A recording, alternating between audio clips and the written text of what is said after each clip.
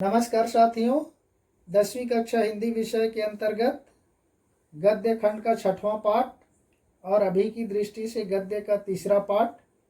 अब कहाँ दूसरे के दुख से दुखी होने वाले लेखक हैं निदा फाजली का हम पहला वीडियो देख चुके हैं, आधा हो चुका है। अब आ जाते दूसरे वीडियो की ओर। Next para. तो पिछले में हमने छोड़ा था कि किस तरह से जीवों के ऊपर सहानुभूति रखनी चाहिए। हमने सुलेमान का उदाहरण लिया, महाकवि शेख अयाज के बारे में सुना और नूह के लश्कर के नाम का हमने उदाहरण देखा। कुत्ता को किस तरह से उसने किया, बाद में कैसे पश्चाताप किया। महाभारत का प्रसंग देखा युधिष्ठिर के संदर्भ में। अब आ जाइए आगे की ओर। दुनिया कैसे अस्तित्व में आई, पहले क्या थी, कहाँ से इसकी यात्रा शुरू हुई, ये सारे प्रश्नों का उत्तर विज्ञान अपनी तरह से देता है, धार्मिक ग्रंथ अपने अपने तरीके से। लेकिन संसार की रचना कैसे भी हुई हो, धरती किसी एक की नहीं है। यहाँ पर जितने भी पशु पक्षी मानव नदी पर्वत समंदर आदि जो हैं उसकी सबकी बराबर की हिस्सेदारी है। लेकिन मनुष्य ने अपने बुद्धि से बड़ी बड़ी दीवारें खड़ी कर दी। पहले सारा संसार एक परिवार के समान था, वसुधैव कुटुंबकम, भारतीय संस्कृति की ही देन है। लेकिन आज छोटे छोटे कमरों में, छोटे छोटे डिब्बे जैसे घरों में लोग अपना जीवन व्यतीत कर रहे हैं।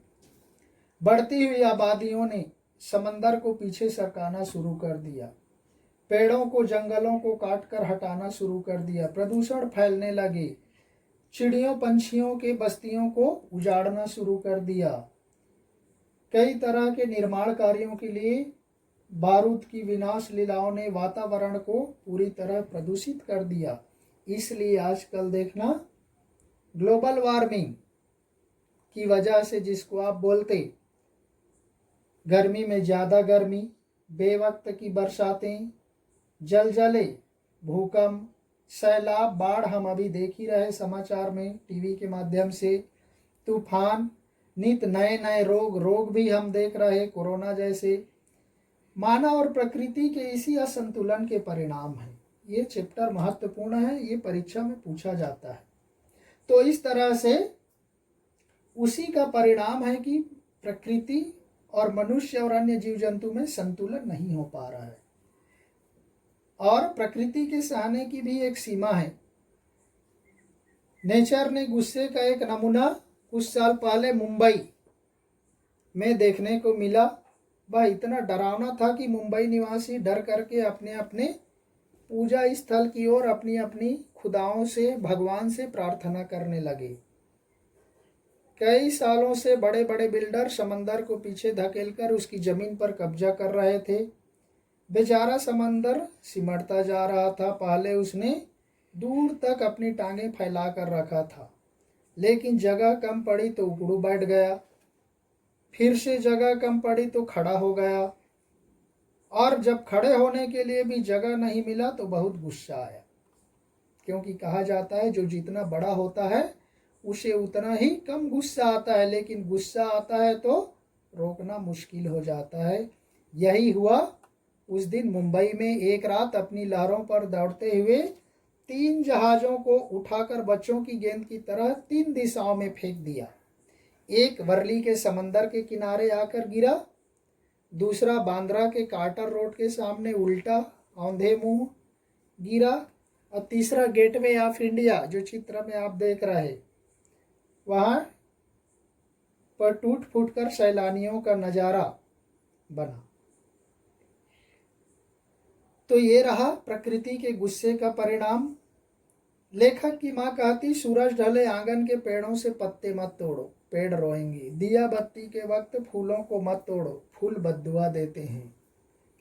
दरिया पर जाओ तो उसे सलाम किया करो, नदी नालों में जाओ तो स्नान करने के पहले, उपयोग करने के पहले प्रणाम करो, वह खुश होता है। कबूतरों को मत सताया करो, वे हजरत मोहम्मद को अजीज हैं, उन्होंने उन्हें अपनी मजार के नीले गुंबद पर घोंसले बनाने की इजाज़त दे रखी है। मुर्गे को परेशान नहीं किया करो, वह मुल्ला जी से पहले मोहल्ले में अजान देकर सबको सवेरे जगाता है। तो इस तरह से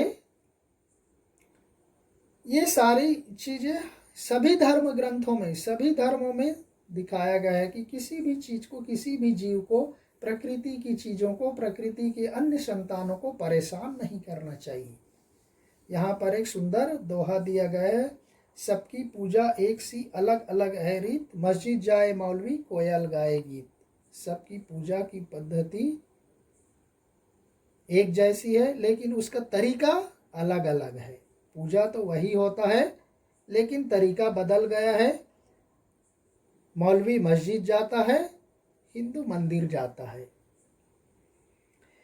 लेखक कहने लगता है कि क्योंकि लेखक का बचपन ग्वालियर में बीता, ग्वालियर में उनका एक मकान था, उस मकान के दालान में, बरामदा में 2 रोशनदान थे, उसमें कबूतर के एक जोड़े ने घोंसला बना लिया था।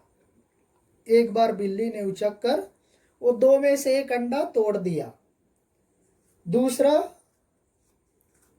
अंडे को बचाने के लिए लेखक की मां ने स्टूल पर चढ़कर उसको सुरक्षित जगह पहुंचाने का प्रयास किया। उसी के चक्कर में दूसरा अंडा लेखक की मां के हाथ से गिरकर टूट गया।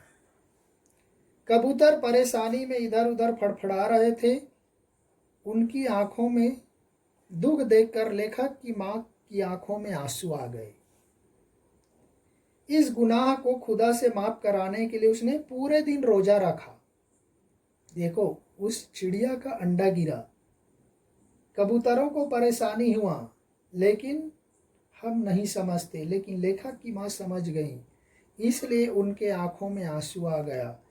उसकी गलती के लिए ईश्वर से दुआ मांगी, उसके लिए नमाज पढ़ी और अपनी गलती की माफ़ी के लिए ईश्वर से बार बार क्षमा प्रार्थना करती रही। ग्वालियर से बंबई की दूरी ने संसार को काफ़ी कुछ बदल दिया है। वर्सोवा में मुंबई का इलाका है जहाँ आज उनका लेखक का घर है। वहाँ दूर दूर तक पहले जंगल था। जंगल होने से चिड़िया थी, दूसरे जानवर थे, लेकिन अब वहाँ समंदर के किनारे लंबी चौड़ी बस्ती बन गई। बस्ती न जाने कितने जीव जंतुओं को उनके घर से बेघर कर दिया, छीन लिया।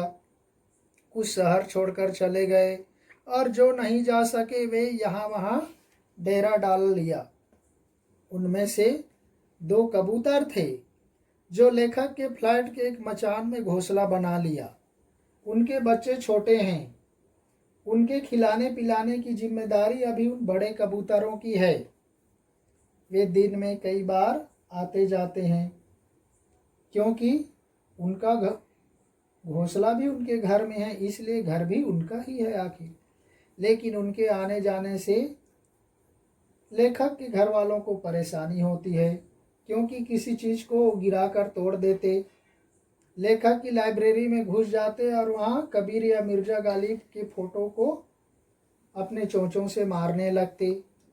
ये रोज रोज की परेशानी से तंग आकर लेखक की पत्नी ने जहाँ उनका आशियाना था वहाँ एक जाली लगा दिया, घोंसला था वहाँ पर जाली लगा दिया। उनके बच्चों को दूसरी जगह शिफ्ट कर दिया। उनके आने जाने की खिड़की बंद कर दी गई। अब दोनों कबूतर क्या करते, खिड़की के बाहर दोनों कबूतर रात रात भर चुपचाप शांत रहते, उदास बैठे रहते, क्योंकि वे बोल नहीं सकते, अपनी भावनाओं को व्यक्त नहीं कर सकते। अब न सोलोमन है जो उनकी जुबान को, भाषा को समझकर उनका दुख बांटे, और न लेखक की माँ है जो उनके अंडे के गिरने के दुख में दुखी होकर आंखों में आंसू आता, नमाज करता और इस तरह से वह न रोज़ा रखती। अब ऐसा कोई व्यक्ति नहीं है जो उन कबूतरों की भावनाओं को समझे, इसलिए यहाँ पर सुंदर दोहा दिया गया है। नदियाँ सींचे खेत को, तोता कुतरे आम, सूरज ठेकेदार सा, सबको बांटे काम। देखो, परोपकार। तरुवर फल नहीं खात है, रहीम कवि का दोहा है, तरवर फल नहीं खात है, सरवर पियहि न पानी, कह रहीम पर काज हित, संपत्ति संचहि सुजा। अर्थात नदियाँ सींचे खेत को, नदी का पानी होता है, अपने आप नदी नहीं पीती, वह किसानों के खेतों में पानी पहुंचाता है, दूसरे जीव जंतुओं को प्यास बुझाता है। हम रहीम के दोहे में ही पढ़ चुके 9th क्लास में। तो तोता कुतरे आम, पेड़ों में फल लगते हैं तो उस फल को स्वयं पेड़ नहीं खाते, दूसरे जीव जंतु खाते हैं। सूरज ठेकेदार से, सूर्य देखो हर दिन सुबह उदय होता है, सबको प्रकाश देता है, वह किसी से कुछ लेता है क्या? हम उसको कुछ देते हैं क्या? कुछ नहीं देते।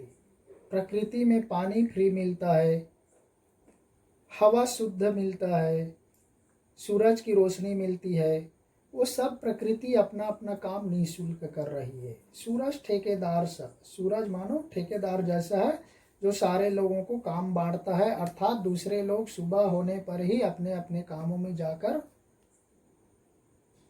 जीवन यापन करते हैं।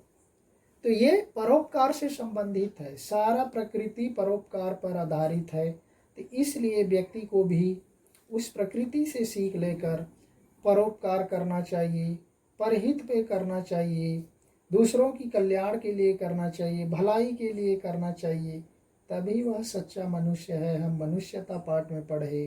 तो साथियों, यहीं पर हमारा यह वीडियो परोपकार से संबंधित यह पाठ, अब कहाँ दूसरे से दुख से दुखी होने वाले, यहीं पर समाप्त होता है।